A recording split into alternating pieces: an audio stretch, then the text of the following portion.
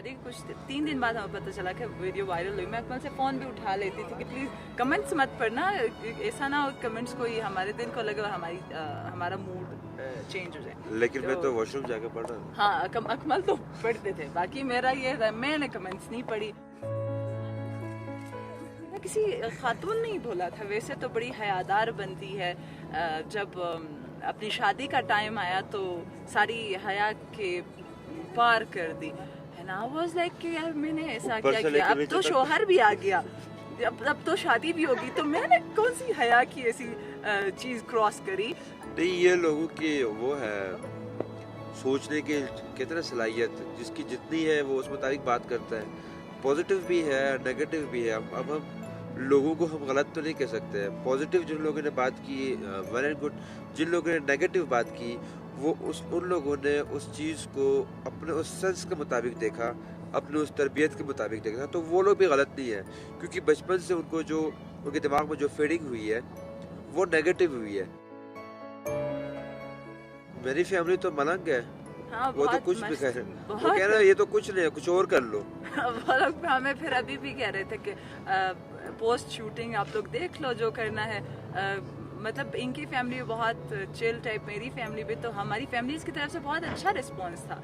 अकमल के घर वाले यहाँ पे मौजूद नहीं थे, तो बहुत सारे काम इन्होंने खुद करने थे।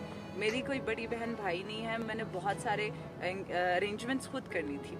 तो इसी चक्कर में शायद हम लोग उस शादी के जो लड़की होती है, जो एक फीलिंग्स आती हैं उसको इमोशनली, वो इमोशनल हो जाती है, तो वो शायद तब उस चीज़ को मैंने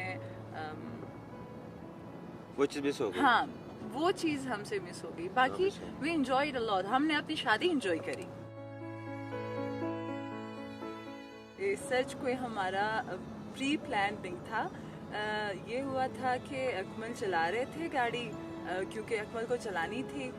मैं सनरूफ पे चढ़ी थी, तब हमारे जो फ्रेंड्स थे अकमल के साथ, कजन्स बैठी हुई थी, उन्होंने फिर सनरूफ पे मुझे चढ़ाया था। मैं हील्स में थी, तो मैंने नीचे अकमल को, अकमल बस हो गया मैं उतर जाऊँ, फिर अकमल ने कहा उतर जाओ। फिर मेरा दिल किया कि मैं भी चलाऊँ, ड्राइव करूँ। मैंने अकमल से पूछा कि अकमल मैं ड्राइव करूँ, अकमल ने कोई हेजिटेशन नहीं, कोई कुछ नहीं, उसका आ जाओ, तो बस गाड़ी रोक दी, वो निकल गए।